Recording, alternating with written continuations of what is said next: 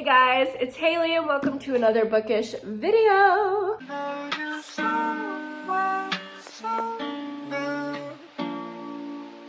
I am still sick, and yes, I'm wearing exactly what I'm probably wearing in the video that I just posted before this, and that's because I finally feel well enough to film.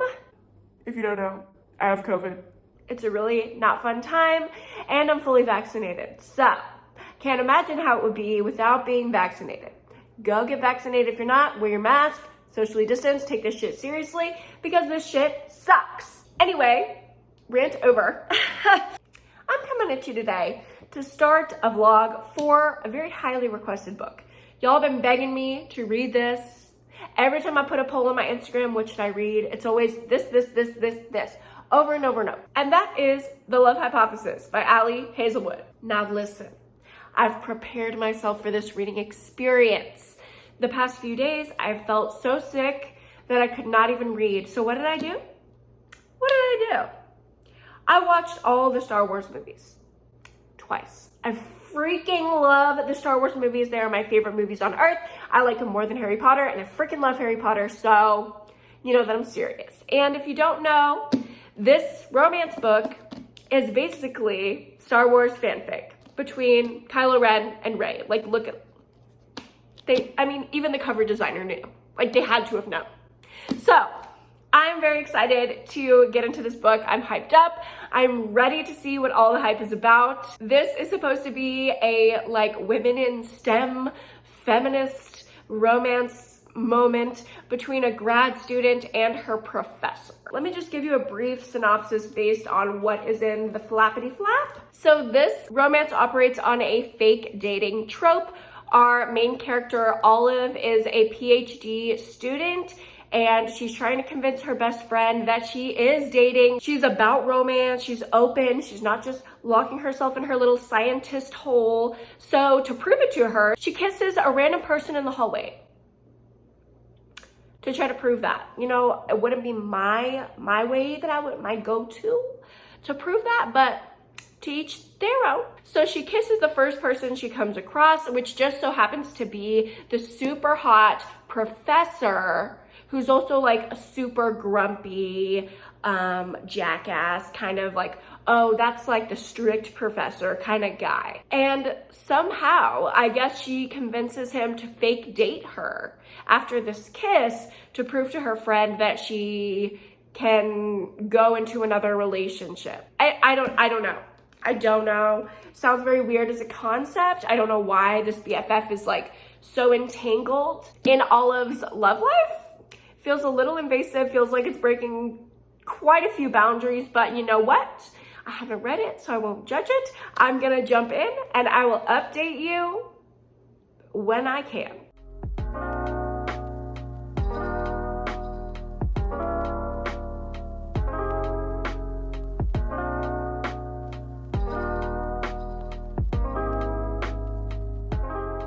Hello guys, I just wanted to pop in here for a really quick update. I've only read like 10 pages, so I don't have much of a reading update other than I don't hate it so far, but I just got a notification that I got a package and somebody sent me Dark Roads by Chevy Stevens from my wish list, but there was no note. So please let me know if you sent me this beautiful hardcover. Let me know down below or DM me so I can thank you if you sent this, because I've been really wanting to read this one. So I might vlog this one soon because I am just on a Chevy Stevens like moment. I feel like she's having her time in the community and I want to be a part of it. So thank you to whoever sent this. Hello vlog, it is much later and I'm about to get ready for bed, but I wanted to update you while I was doing my little skincare routine because I'm about 70 pages into The Love Hypothesis and I'm absolutely loving it. There was just a lot of talk about contacts though, so I'm like dying. I need to take my contacts out immediately. Okay. That feels so much better. So I found out a little bit more about the plot it makes a little bit more sense now. The friend isn't really breaking boundaries like I thought she was. So basically, our main character Olive was dating this guy, and then she brought him to her best friend's birthday, and then the best friend and the guy just like hit it off. But the best friend doesn't want to date him because of girl code. So Olive is trying to prove that she's moved on by fake dating this professor. And then I was thinking, like, why is the professor going along with this? Like, he's a multi-millionaire Stanford tenured professor. I don't get it.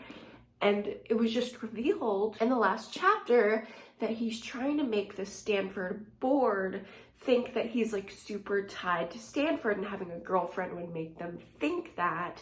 So they would like release his funds and like let him spend more money because they think he's attached to Stanford, and all the work he's going to be doing that they're spending their money on are going to like get notoriety for Stanford or whatever. So I feel like that all makes sense. It's tracking. I'm understanding it. I get the motivation now, which just made things like a little bit clearer. So I feel better about that. And I am really liking it, especially like Dr. Carlson, Adam, our love interest. I really, really like him a lot. You can definitely see like the Kylo Ren influence. Like even his name is like Dr. Adam Carlson, like Adam Driver, Carlson, Kylo Ren, like it just sounds so similar. And I really like how his character is described. Like, he seems hot. Just saying. And it also seems like he is already like low-key pining for Olive, which I really like. I like that he's like so dark and moody and brooding, like a Kylo Ren type character, but he also is like showing these little soft feelings that he's having, like just by subtly saying, like when she ambushed him and kissed him in the hallway, like, oh, it's okay, like it was amusing or whatever, like, okay, like you can tell that he already kind of likes her. And I just like that it's not like a hate to love kind of situation. Like he's already trying to help her and like show that he is there for her in some type of way. And I like it when a guy is more invested than a girl in a heterosexual romance. So it's just like clicking with me very much. Also, like the grad school representation is really good. Like everything that Olive is saying about grad school, I'm like, girl, thank God I just graduated. Because I cannot do that shit for one more second. It is so accurate. I can tell this author either has been to grad school and been through it, or is very close to people that have, because the experience, I'm like, I feel seen. I also just like kind of the overall way that the characters talk. I really like Olive as a character, the way that she talks to, I guess, the reader, or just like her inner monologue. I like being in her head. I think she's a likable character. And then I also like that we know things that she doesn't quite know yet while being in her head. I think it's like a cool juxtaposition. Okay, I'm on to the last step of my skincare routine. Just let me moisturize and then I'll wrap this up. So yes, basically, I already really like the book. I get the hype. I have already read like almost a quarter of the book, and I felt like I was reading for approximately 10 minutes. Like you just get completely sucked into the writing, into the characters in this world, and I hope nothing ruins this. I am going to go to bed now. It is very late, but it's a good thing we have a very apt sponsor for this video, and that is Shuteye. So thank you to Shuteye for sponsoring this portion of the video. I'm going to tell you guys all about it right now. It's a new app designed to help you sleep. So I'm just going to show you a little bit of what the app looks like. You log on, tell them a little bit of information about your sleep, what you're looking for. And as you can see in the app, they have a ton of resources, whether you're looking for sleep sounds, a story to get you to fall asleep, meditations, articles, and just helpful tips about sleep and sleep hygiene.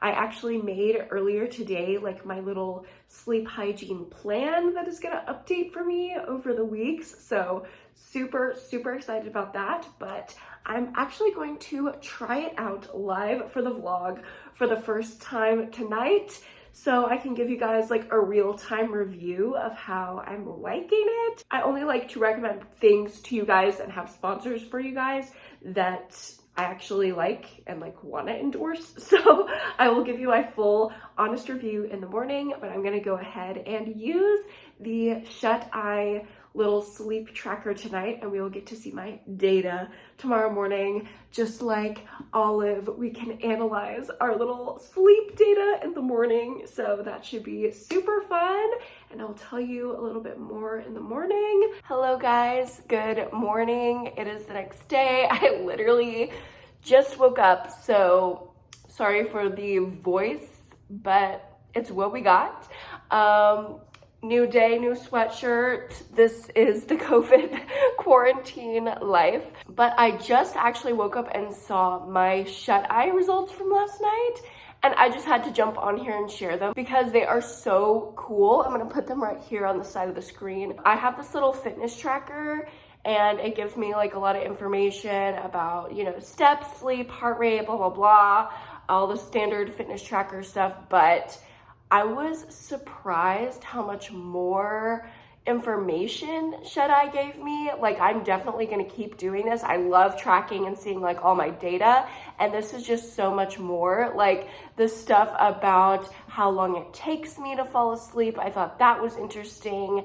And the snoring, I did not know that I snored, but thank God I'm low risk for sleep apnea, so I guess that's good. It also tells you about like how the weather was. There's a spot for you to put in your dreams, have a little dream journal, and then they have interpretations. It is just so cool. Like, I'm blown away.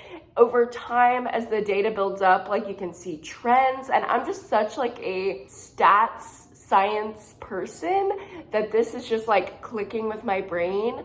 And I know that it says it only took me 11 minutes to fall asleep, and that's crazy. Like, I feel like I usually lay there for at least 20 minutes before I fall asleep.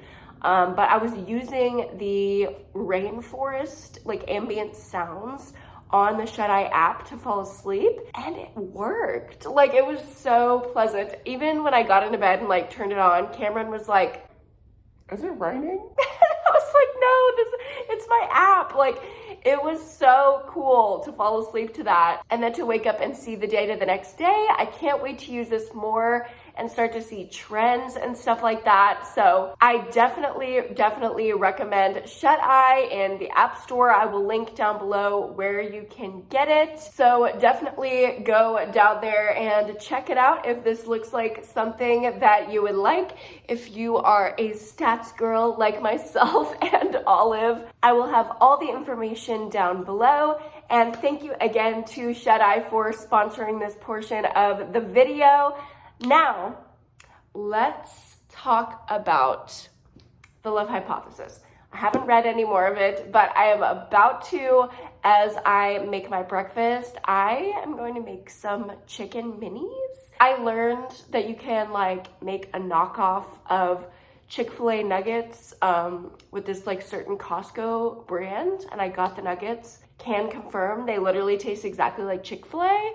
So I'm gonna air fry a few of those. I already had some homemade biscuits that I made yesterday. I'm gonna drizzle some honey and just have myself some tea and some chicken minis while I read more of this book. What a wonderful morning.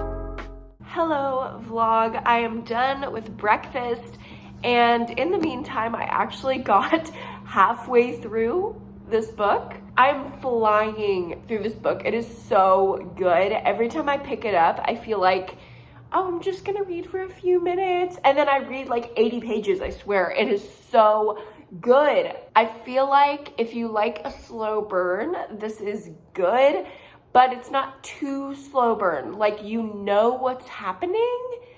It's just not stated. Like, this book is the epitome of show me, don't tell me, because the way that the characters are acting, it emulates that feeling of like when you first start dating somebody and you know that you like them and they like you, and it's just like clicking, but nobody's said anything yet. It's like that anticipation. That is the exact feeling that this book captures, and I know that I'm just like feeling what the characters are feeling, but nobody said anything. And we're finally getting to the point where like Olive has come to terms with her feelings, that she has real feelings for this guy. They're not just fake dating anymore. And I don't want to give away exactly what happens, obviously, if you haven't read the book, but the way that she's like about to tell him, it's like, oh my God, did that just happen?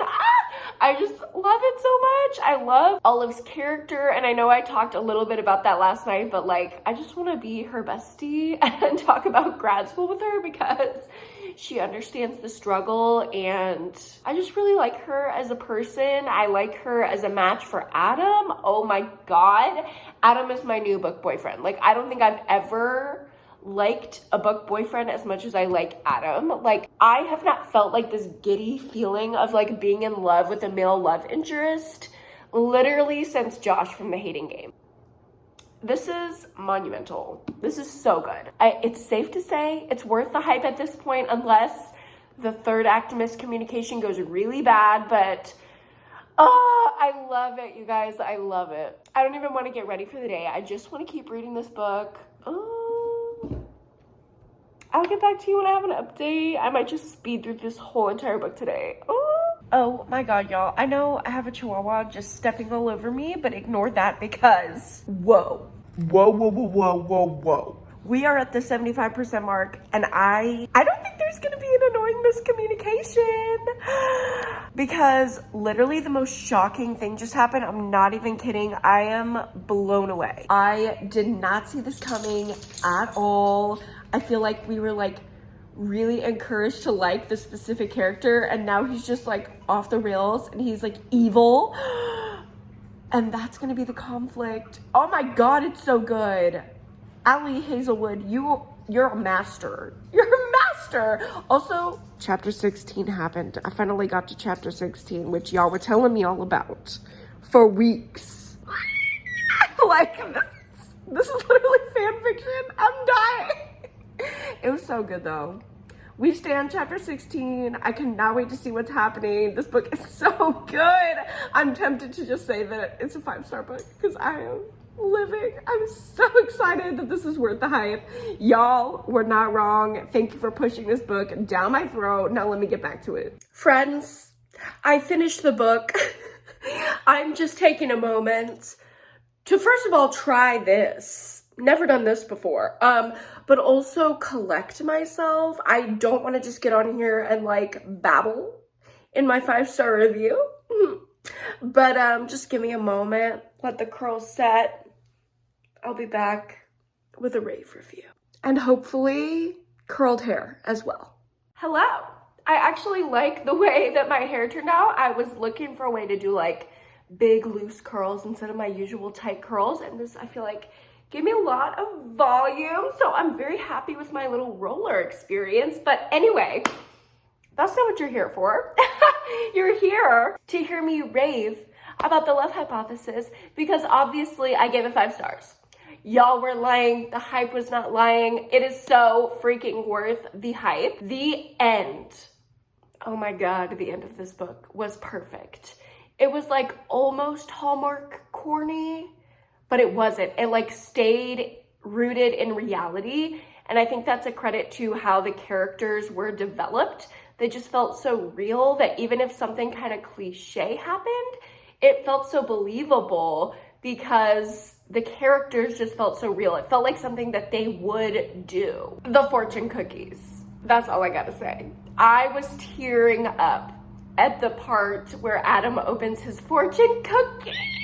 I was literally, just tears started coming down my face, and I was like, ah, are you kidding me? I was also crying during the confrontation in the restaurant. And if you've read the book, you know, like that was just like, ooh.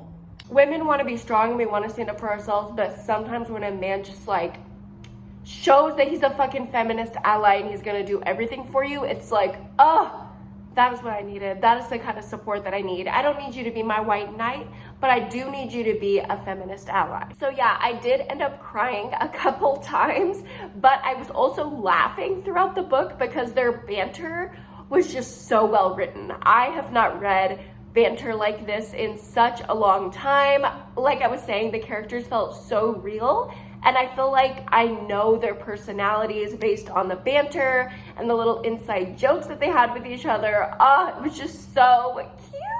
Another one of my favorite parts of the book was Malcolm, our main character Olive's roommate, and his romance that he has going on. Also love to see representation for bisexual men. I feel like anytime that I've read a book with bisexual representation, it's been a woman, which is wonderful. I love to see it. But it's nice to see it in a man as well, and a bisexual man that is in a homosexual relationship. I don't know, I just thought they were so freaking cute. Like, I want to be a part of this friend group. When they were on the double date, like Malcolm and his man, and then Olive and Adam, I was like, oh my God, can me and Cameron be the last couple, like, to complete the trifecta? Because I literally feel like we would all be best friends. They're literally fictional, Hailey. Shut the fuck up. But like, they were just so cute. I love them. The characters felt real. That is what made this book so perfect. The only thing that could have made this book better for me is if we got Adam's perspective. My favorite romances switch back and forth between the two people's perspectives, and I feel like having Adam's perspective in there, that could have changed the game. We could have gotten to see the pining from his side. Oh my God, I would have just loved to see that. I would honestly read like a Twilight style like follow-up to this book that was just the whole thing from Adam's perspective. I honestly think Miss Allie, I think you should write that, because I personally would read every word of that. But this is 5 stars. Like, it's non-negotiable. So, I'm happy to say this vlog was a success. It is worth the hype. And thank you guys so much for watching. Thank you to Shuteye for sponsoring this video. Don't forget to check them out, link down below. And yeah, that's gonna be it for me today, guys. Don't forget to like this video if you liked it, and subscribe to my channel if you haven't already. And I'll see you in my next video. Bye.